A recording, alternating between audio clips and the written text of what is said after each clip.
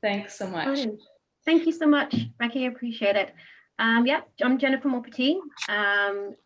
Good morning, and thank you for taking time out of your day to participate in this webinar. I'm the manager of the Advanced Planning and Communication for Lakeland Holdings group of companies, and I'm representing the Lakeland Innovation team for this presentation. So our team includes Marjorie McDonald, project process lead, Peter Ewald, who is the project technical lead, our student engineer, Sean Maharaz, and our marketing student, Bailey Robson. And I will be providing an overview of the SPEEDIER project before I hand over to one of our key project partners, Georgian College. I'm ready for the next slide, Scott. Thank you. So firstly, I'd like to introduce Lakeland to those of you who are not already aware of our operations. On September 1st, 2000, Lakeland Holdings and its subsidiaries became incorporated companies by merging the hydro assets of the following municipalities: Bracebridge, Huntsville, Oxford, Sundridge, and McNettawan. The companies include Lakeland Power, Bracebridge Generation, Lakeland Energy, and Lakeland Networks. July 1st, 2014, Parry Sound merged their hydro assets in Lakeland and is one of the company shareholders, along with the other 5 municipalities. This specific project that we are talking about today does take place in our municipality, Parry Sound.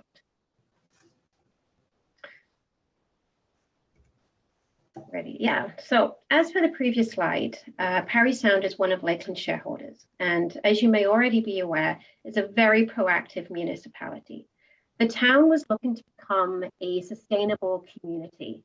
And so back in 2017, it seems like a while ago now, 2018, many conversations took place between Lakeland and the town to review options and identify what we could do collaboratively to assist them with this endeavor on becoming a sustainable community. So during this time frame, the Independent Electricity System Operator, known as the IESO, released their long-term energy plan, LTEP.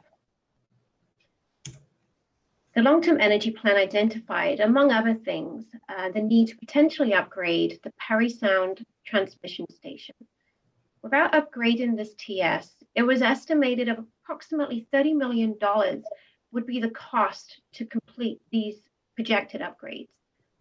These costs potentially could go down to the customer, and this was not something that could go unnoticed by the Town of Parry Sound or by Lakeland. The Town of Parry Sound was already heavily engaged in conservation demand management programs. The purpose of that was to reduce electricity demand and to reduce usage, a lot of education to the community, and a lot of work was done by the municipality. For example, the retrofitting of streetlights. So this had already happened. So what else could we do? What else could be done to reduce demand and help the town without having to put in place these really huge costs? So through Lakeland's search for a solution, the vision of this net zero community, SPEEDIER, evolved through discussions with project partners, and it did lead to the development of this project. Now, the objective of this project is to modernize the Town of Parry Sound electricity grid to facilitate the shift towards a net zero smart community. So this was a great opportunity to leverage existing initiatives by using advanced technology, so advanced grid modeling software and system planning tools, as well as what is known in the industry as distributed energy resources and a distributed energy resource management system, DERMS. Purpose of this was to increase visibility and control on our grid. Project name, SPEEDIER, Smart, Proactive, Enabled Energy Distribution, intelligently, efficiently, and responsive.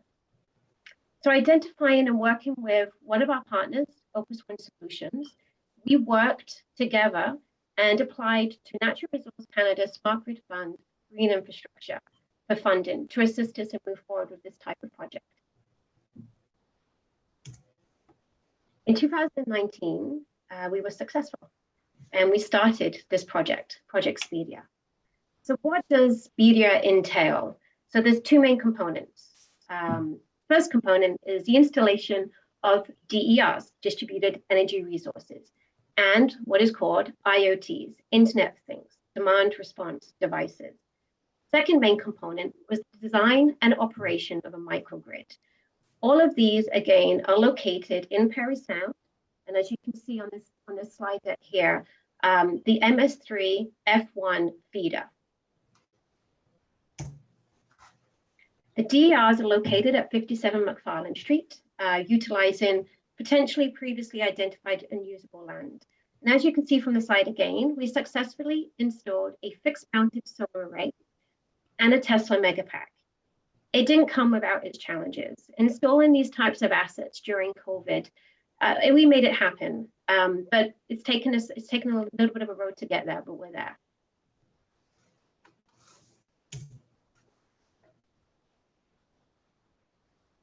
I think we're ready for the next one. Frozen. Oh. Can you see the IoT devices? No, I cannot. There we go. Perfect. There you go.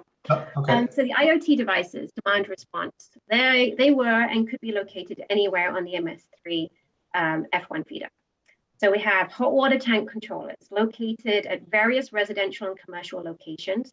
Again, these came with the challenges due to COVID restrictions, and we are actually still working on some of the final communication parts of the installation of the controllers.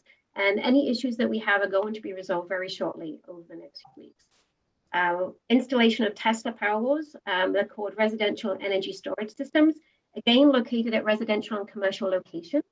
Again, unfortunately, COVID restrictions did cause us some delays, but they are fully installed now. Level 2 EV chargers located at the Parry Sound Museum and the Parry Sound Marine. They are fully commissioned. We worked alongside our partners Switch on installing these devices. Level 3 DC fast chargers located at the Trestle Brewing Company, again, fully commissioned, ready to go. So all of the IoT devices, demand response devices, the DER devices are installed and fully commissioned. And then finally, the microgrid. We're very proud of all of the entire project we're proud of.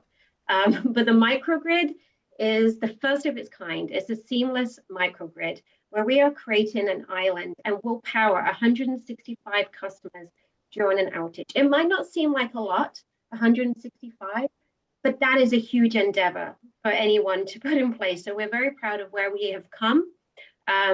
We are creating an island, and we are in the final stages of commissioning it.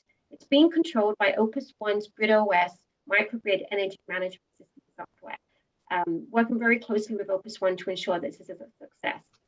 All of the DERs in this demonstration have an impact on GHG emission reductions.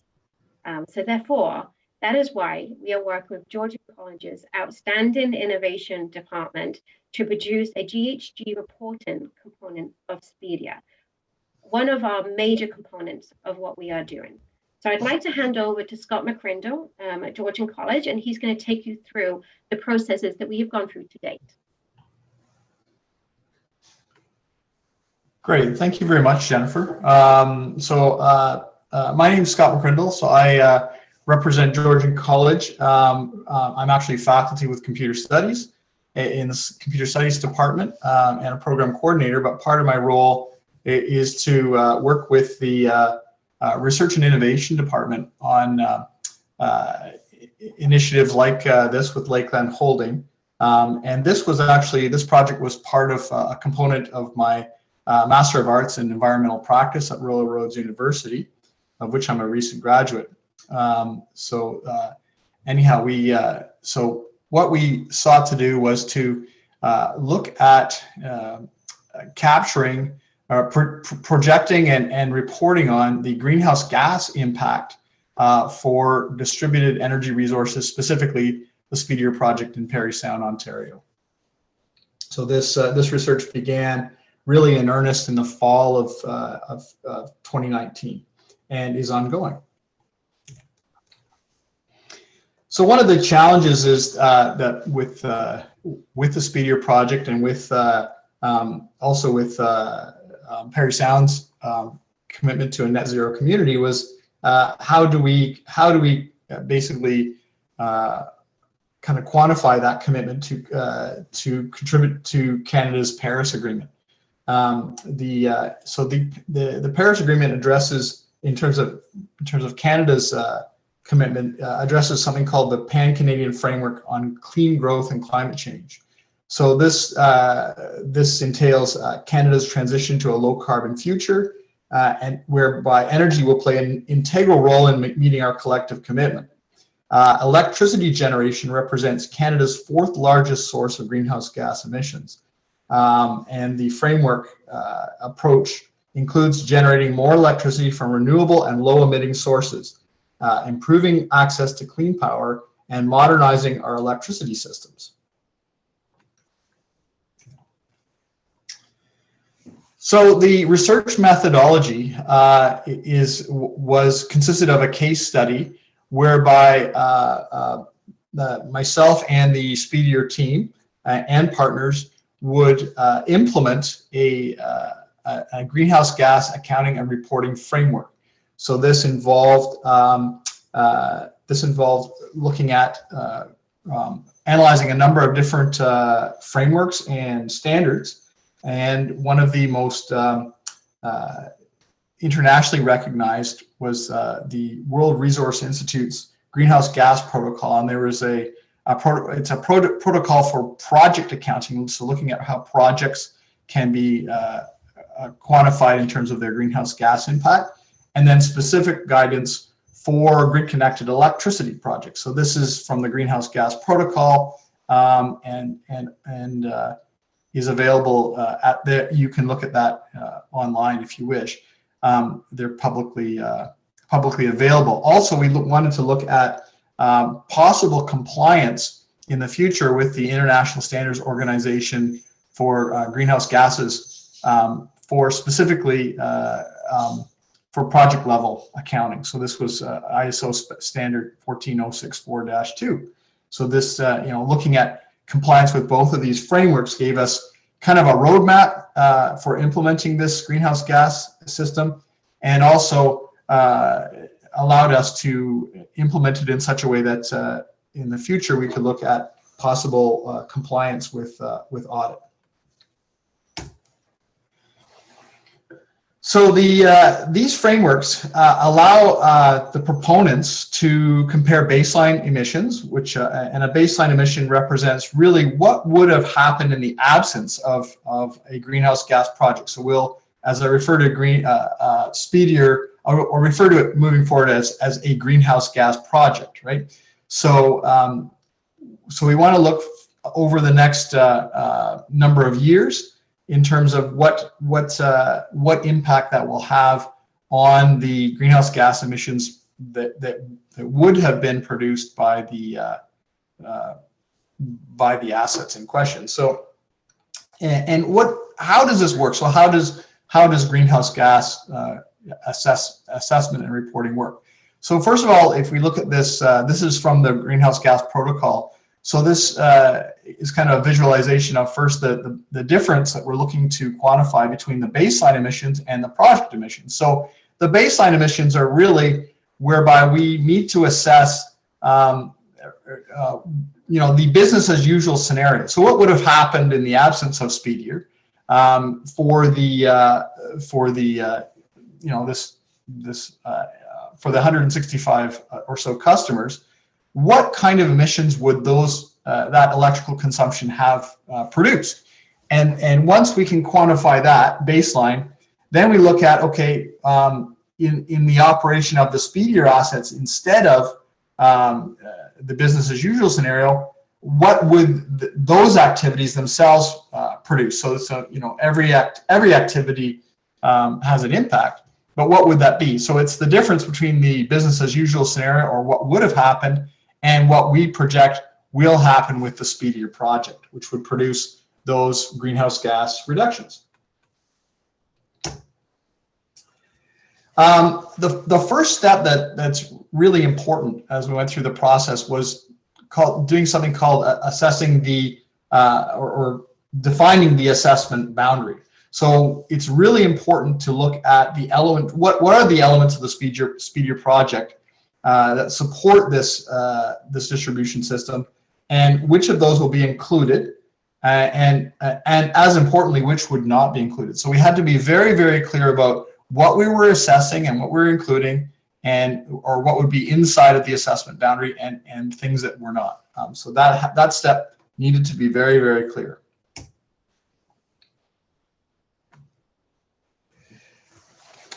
For the next step, we need to look at, we looked at the project as a greenhouse gas project.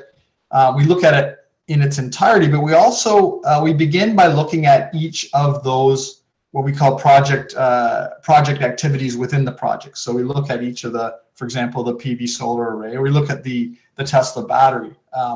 And we look and we assess the impact of each of those activities in terms of their impact on the what's called the build margin and the operating margin of the Ontario grid. So what do we mean by build margin and operating margin? So these two effects really is whereby we're trying to determine should we build a certain asset like a storage battery, a grid storage battery, or a photovoltaic solar array. What if impact does that have on decisions to build, in terms of the build margin, to build new infrastructure? So if we install this battery, how will that affect decisions to build other assets in a business as usual scenario, like a gas peaker plant or something, to address times of peak demand? For the operating margin, certain project activities may have an impact on how we operate existing assets, so existing generation, and how we operate those. So that's called the operating margin effect. So what we needed to do was, for each project activity, we need to determine to what degree each project activity would assess or would impact our decision, our need to build new hardware on the grid, and to change or modify how we operated existing hardware. So anyway, so this is kind of a flow chart here, which allowed us to assign, and the value of W was basically there's a certain weight that was assigned to it. Some elements would impact the build margin more, and some would have a greater impact on the operating margin. So that took a fair bit of our time. The next step in the process was we needed to be able to justify and characterize our baseline scenario. So what does that mean? It entailed really saying we would look at kind of a business as usual scenario for each of these project activities, and we'd say, okay, if this project activity was never installed, what would have likely happened, right? So we have something to compare it to looking forward. So in the case, so here we have something called a comparative assessment of barriers. So if for the load control managed hot water tanks, for example, if this project was not installed, what would have been built, or what would have been occurred on the grid to address this growing demand for hot water or the heating of water? And so you have to kind of do a little bit of an assessment from a political standpoint, from an economic standpoint, operational standpoint, and look at those barriers and try and kind of determine what really would have, how would things have played out. So we had to look at also, here's on the right hand side, so this is data from the IESO, looking at our capacity surplus or deficit in the summer in Ontario, and we also had to consider, well, the 60% of load approximately for Ontario on the Ontario grid is supplied by nuclear. So moving forward, we know that some of these nuclear reactors will have to be taken offline for either refurbishment or retirement. So those kind of things moving forward will kind of help you to justify what you think the baseline scenario or what will happen in the future. And so we need to be able to rationalize and explain why we feel this is a likely case for a business as usual component and then we can compare the project against that. So when we're looking at the build margin, so any projects that affect our decision to build new capacity, that building of new capacity will entail a certain emission factor. So so part of the work was to identify how carbon intensive would the business as usual or the impacts or the decision to build new hardware or new assets. What impact would that be? So that's measured in something called tons of CO2 equivalent. So that's kind of it's kind of like in financial or economic circles, we often use the US dollar as kind of the index. So this unit is that index for carbon emissions accounting. So it may not be CO2, but every gas that's emitted into the atmosphere that has an impact on that on global heating or heating of the atmosphere is compared to the CO2. So CO2, we give that a factor of 1 in terms of its global warming potential. We look at what is the CO2 equivalent. So that these emissions may include things other than CO2, like methane, for example, which has 26 times the global warming potential that 1 unit of the same unit, 1 unit of CO2. So we express that in terms of tons of CO2 equivalent per megawatt hour, so per unit energy produced, right? So that's this is the figure that we came up with to characterize and quantify the emissions for the build margin. So then we also need to look at the operating margin. So this was a different process where we looked at the kind of the mix of generation of power that or the mix of fuel types, and we took the number of hours in the year, and so the red curve that you see starting kind of higher on the left and then slowly diminishing and curving down on the right. Those are each of the that's called a load duration curve, right? So those are the hours in the year from the day or the hours from the highest amount of load or demand in megawatts down to the lowest, stacked in that order. And then these colored bars are the different fuel mixes. So nuclear, wind, solar, which is a very thin sliver here, hydroelectric, biofuel, which is also a little sliver here that you can barely make out, and then gas and oil, and then imported power from neighboring jurisdictions. So we stack the various types of fuels that power our Ontario grid and by their dispatch order. So the ones on the bottom are always running, for example, our nuclear. And then as demand increases, we dispatch wind where we can, and solar, and then of course hydropower. So this is kind of also a more or less the dispatch order.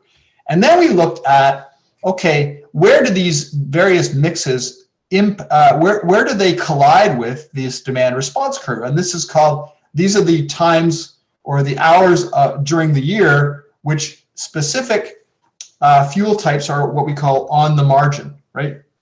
And so this allowed us to kind of analyze the carbon intensity of each generation type and how that would add up to how that could be expressed in terms of the operating margin effect. So how would assets, if we deployed an asset like a PV solar array, how would that what effect would that have in terms of displacing current operations on the grid?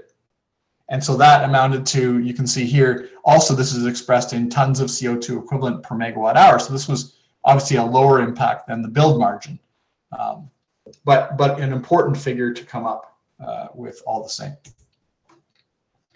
So then we had to be able to, for each project activity, we had to quantify what those baseline emissions would be. And so this is the formula that the Greenhouse Gas Protocol provided with, where we looked at over a period of time the baseline emissions with BET, would look at the emission rate right? And that emission rate would be partly from the build margin and partly from the operating margin, and then multiplied by the amount of electricity generated or avoided by the project in the case of demand response, for example, over a certain time period.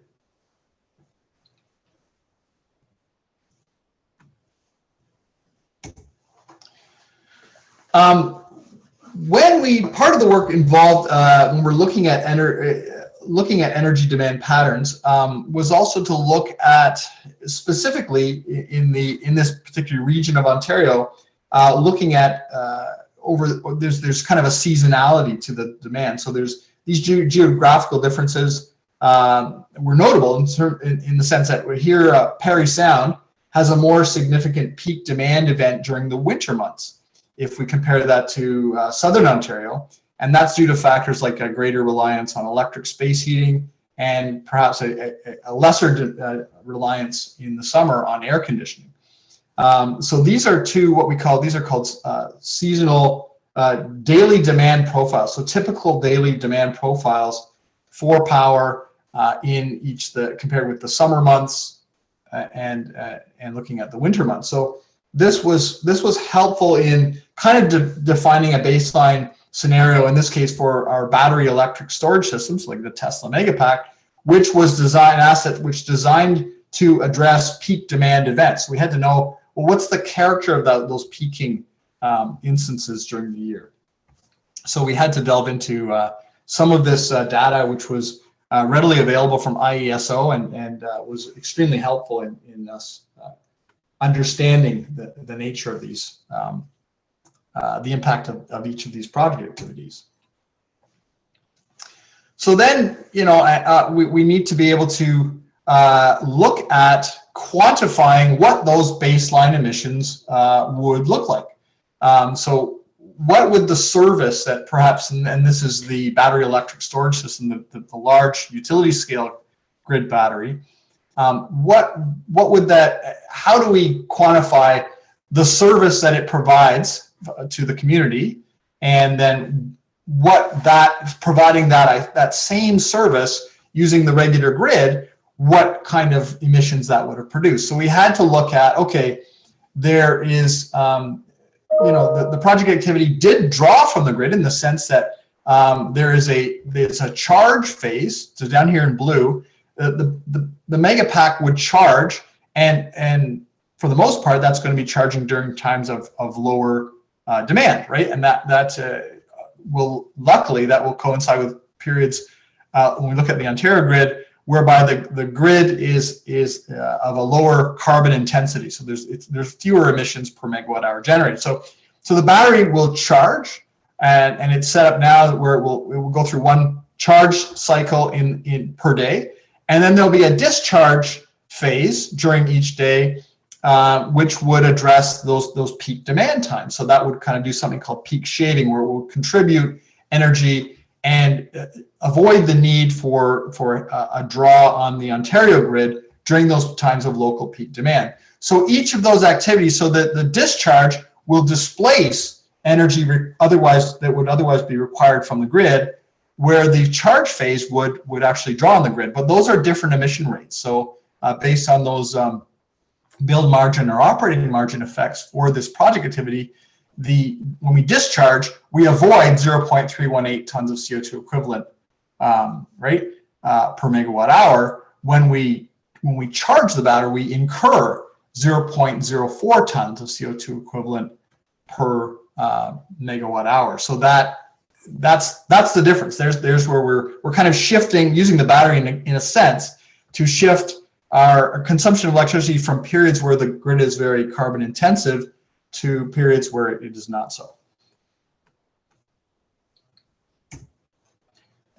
So we had to look at, of course, we've been looking at the Tesla Megapack in that previous analysis, but we had to look at also each of these assets on their own. So we had to look at the baseline. So what would have happened what we would have incurred in terms of emissions for each of these units if they had never been built. So what would the grid have produced in terms of emissions if they to produce that same level of service. And then, and I apologize, the heading on this part of the graph is it's in black, so you probably can't see it.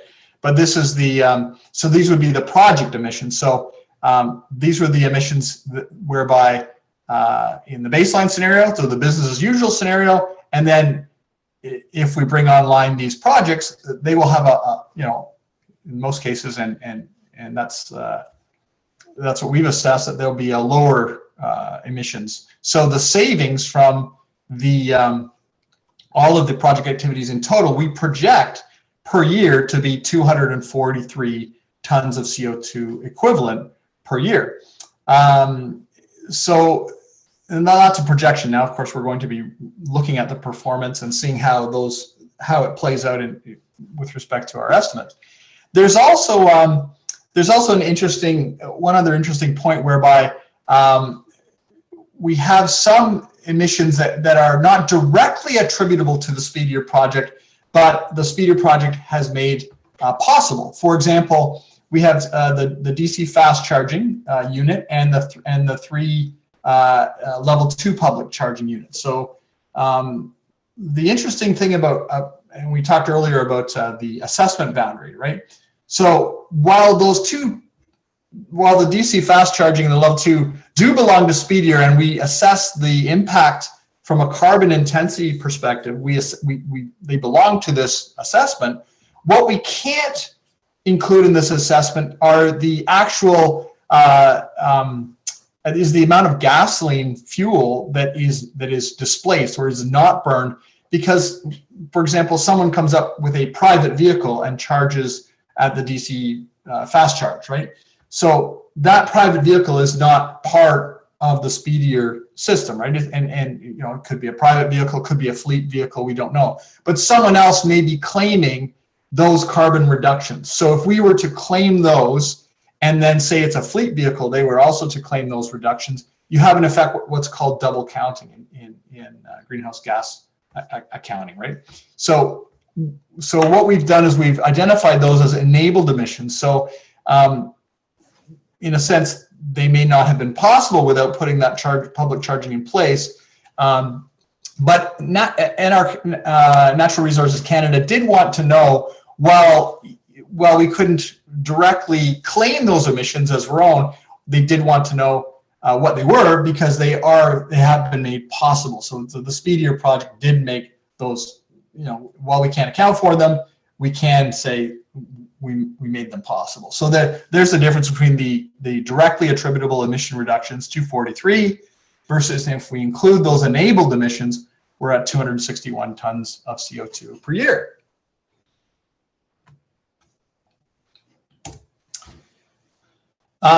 So to get to the reporting process, so these are some of the projections that we have made. So we've put in a lot of work with the team and the partners to come up with you know, a baseline scenario, or what we think would have happened in the absence of the SPEEDIER project as a comparator, and then what we project all these assets, you know, in isolation and in aggregate, what they would collectively have produced in terms of greenhouse gas emission reductions. But now we're in the process of capturing that on a month-by-month basis and a year-by-year basis. What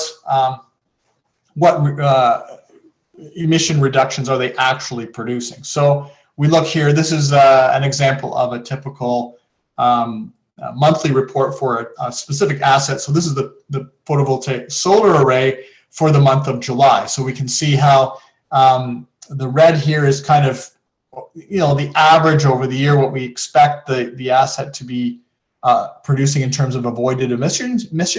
So these are in tons of CO2 equivalent. And then the blue is the actual day by day, how much in the way, what volume in tons of CO2 equivalent those emissions were avoided. So yeah, and this is, so we'll be looking at this month by month. It's also important to say, well, this such and such a resource avoided X tons of CO2 equivalent.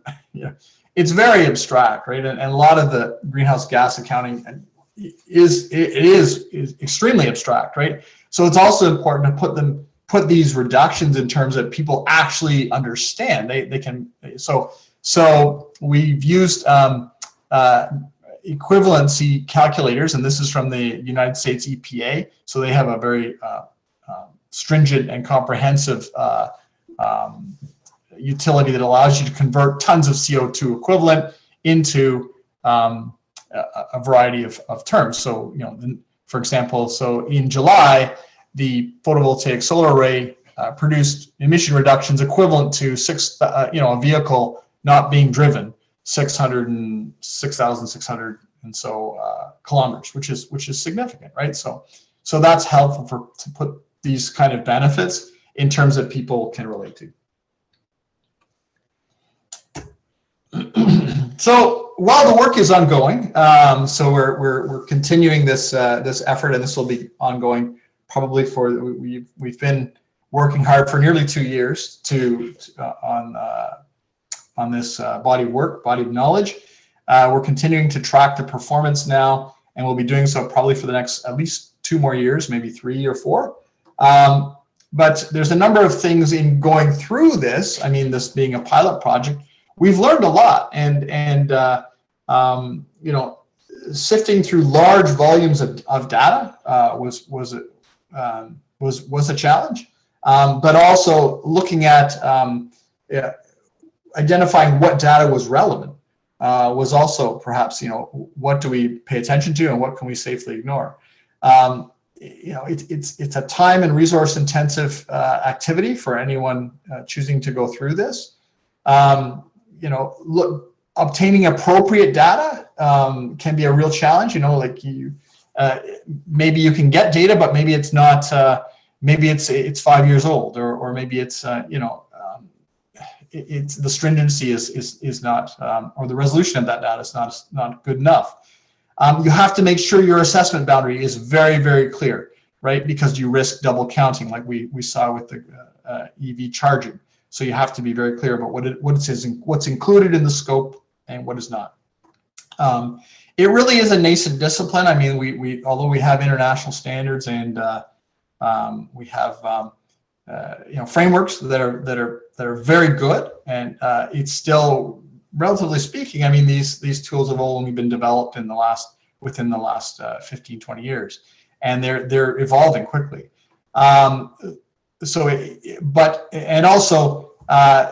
To make sure that the greenhouse gas emissions that we claim are real and legitimate, this is going to require verifiable and stringent measurement processes. So we're going to look at moving forward.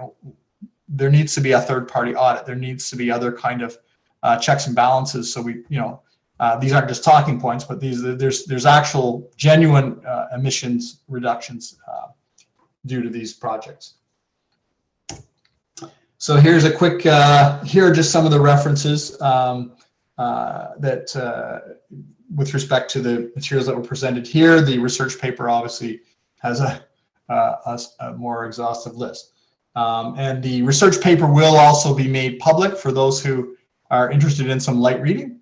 So we will have that available via public URL shortly for those who are interested. So I'd like to thank the SPEEDIER team, Lakeland Holding, Georgian College Research and Innovation, Natural Resources Canada, Royal Roads University, and also the other groups identified on your screen here for their contributions for the help. None of this would have been possible without these great people and these organizations. So thank you very much, and now we'll open up the floor for questions and answers from the audience.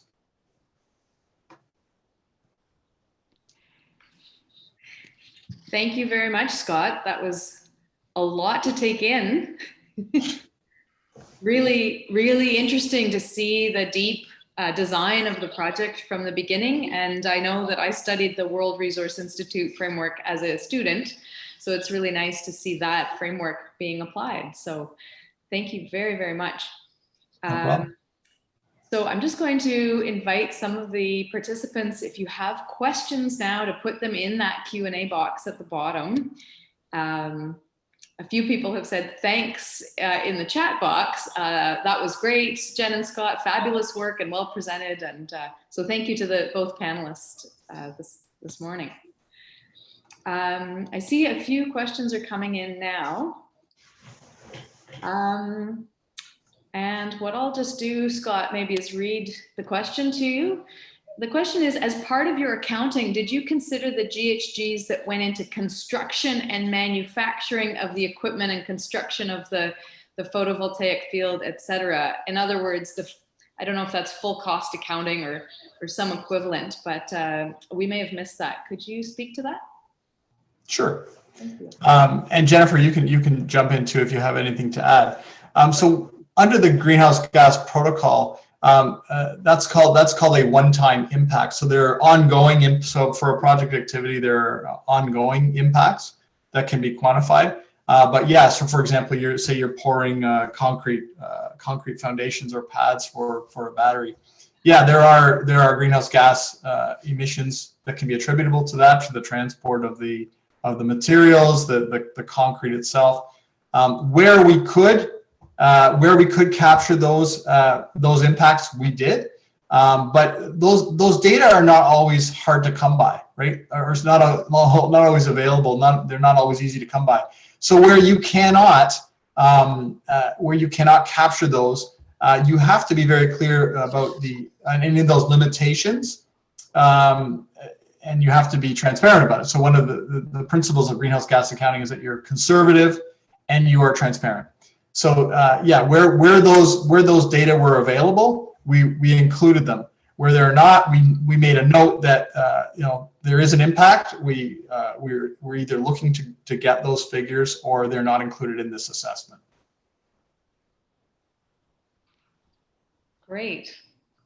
Thanks, Scott, for answering that one. There are another two questions in the chat box, but if you could continue to put your questions over in the Q&A, it's on the same toolbar at the bottom. That would help me track the questions. But the first one is now, Scott, can you talk about the weighting method you used for operating and build margins? And are there any good resources to learn about how you developed it? Thank you. Yeah, I think probably the place to start, because those assessments are specific to each of those project activities within the SPEEDIER project, probably the best place to start would be with the research paper itself. So if you want to, I wouldn't call it light reading, but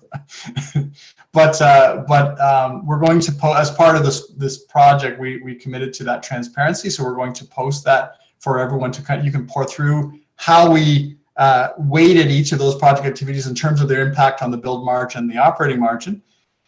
There's also the greenhouse gas protocol. You can go onto their website, and they have not only the greenhouse gas protocol for project accounting, that is publicly available as a PDF, but also the specific guidance for grid connected electricity projects, which we followed very closely, which gave us those kind of tools to look at that, look at those specific impacts for a baseline calculation. Thanks, Scott. I'm just hearing now that if you could stop screen sharing, then participants might see us better. I'm not sure if that's the case for everyone. Sorry about that, folks. Yeah, I'm no longer screen sharing here. Okay, very good. Yeah. No problem. There's technical difficulties out in the wider world. Great. So we do have a question here from a participant about the environmental and animal impact that might be related to procurement of the elements of batteries and panels and so forth, and the impact when these technologies expire. Could you speak to that a little bit? Do you want me to take that, Scott, or do you want to go first? Sorry? Thank you. Do you want to take that, Scott, or do you want me to go first and then?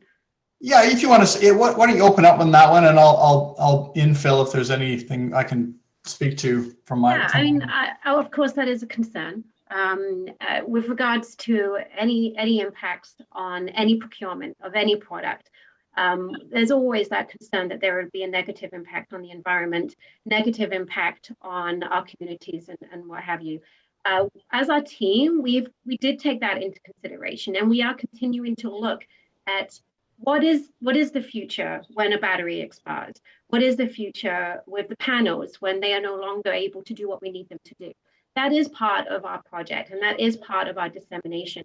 If I have an answer for you today, no, I can't give you an exact 100% awesome answer on what the future would hold with the procurement of these types of assets.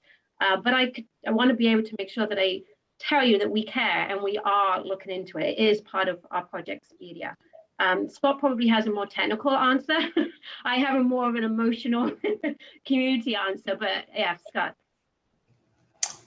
Yeah, and this was part of the challenge too with the work that we did was looking at greenhouse gas accounting for projects. You can look at different scopes of activities. So looking at doing a greenhouse gas inventory and for something like a municipality or a corporation is different than looking at a project specifically that may be undertaken by an entity.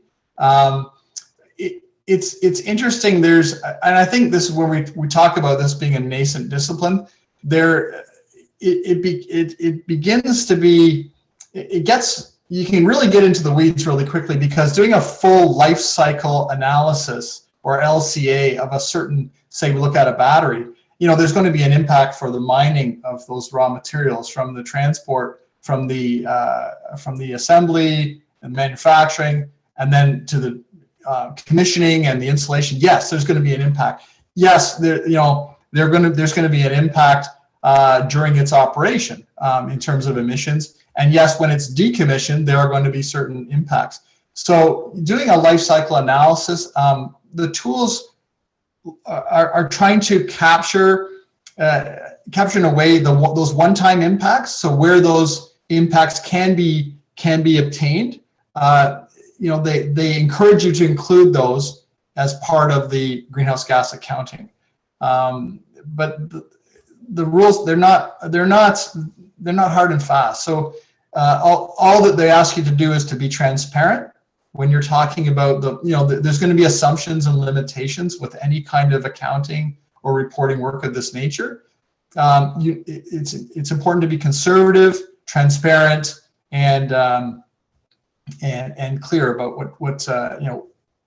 what can we reliably assess and at what level of stringency, and what will have to be left to other assessment tools like a life cycle analysis. And for larger organizations, they're going to do a life cycle analysis from a greenhouse gas perspective, perhaps, on these assets, as well as some greenhouse accounting for the operational phase. These are great questions. These are great questions. I know, and I just want to add to that with regards to the actual installations. Yeah, I mean, the question asks about procurement, but where we installed the solar and the battery, we followed the environmental criteria that we went above and beyond. So we did contract a consultant to come in and look at species at risk and look at what are the impacts. And we do have a report that is available. I mean, it's part of our project, and it is something that we've submitted to Natural Resource Canada as well, that shows what we did before we even went there to install the solar and the battery, to ensure that we weren't disrupting the environment and the animals in that area. So good question. Great. Wonderful. So we are coming up to 11 o'clock. There is a question that I have at the biosphere and another question in this box as well. Maybe I could just ask you a non-technical question for a small break, which is, as an educational organization, we work with a lot of schools. We do a lot with the public. We used to host an annual clean energy forum, and we hope to bring these kinds of events back. Does the SPEEDIER team see an opportunity for public events or workshops of that nature? Because I think that when I'm in conversation with even my family or my neighbors, they want to know how many GHGs is SPEEDIER going to reduce. It's a step towards net zero, but what percentage of that to net zero path does SPEEDIER represent?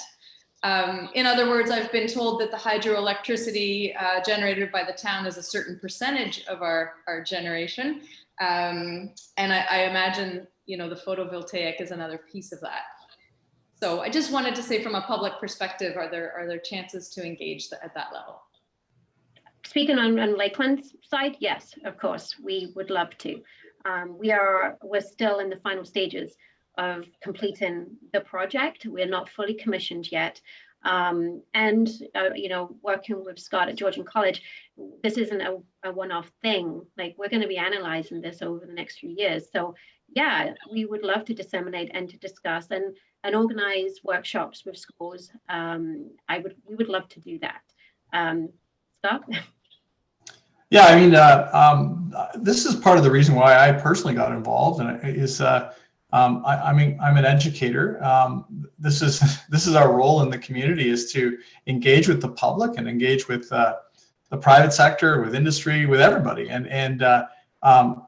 Yeah, we welcome any and all opportunities to engage anyone and share and in a spirit of openness. So we look forward to this, and I look forward to working with Jennifer and the team into the future on learning, because that's you know, although yes, there are greenhouse gas emissions to be reduced here, and the project will reduce them, but that learning is going to be applied. You know, we're going to open this up so that other municipalities, other LDCs, other colleges, universities can make use of this to enable more reductions. So it's about more than just Parry Sound. It's about Parry Sound showing others that what can be done and learning through that process. Yeah. Wonderful. Well, I understand the SPEEDIER project is gaining a lot of recognition across the province and internationally. So we're really sort of proud of this project as it unfolds, and we do really want to understand the positive benefits of it. Although a number of people have expressed concerns around that life cycling. How do we make the right shift using the right materials? So I'm grateful to all of the people who joined us today as participants. Thank you. I do want to ask Jen and Scott, before we sign off, whether people can reach you personally with your emails. Is that something we might send out as part of the follow-up and the recording link? And are there any websites? It's speedier.ca. That's correct. People want to go speedier.ca. And I feel it's just being revamped right now. So it's been tested. So it might be live. Wonderful. But the previous version will be up there. And Scott's research paper will be available via the speedier.ca website in the next week. We're hoping, but I believe Scott is also going to be posting it to Georgian College's website as well. So yeah, there are ways to get a hold of that research paper. It's we want people to read it. Wonderful. Well, thank you again, Jen and Scott, for your wonderful sharing today and to give us the deep dive into some of the research side. And I know that there'll be other opportunities for the public to learn about other aspects of the project in the future. I hope you can join us again. So thank you again. Chimigwich from everyone here at the Georgian Bay Biosphere, and we look forward to seeing you soon. Take care now. Thank you so much. Bye-bye. Thank you. Thank you very much.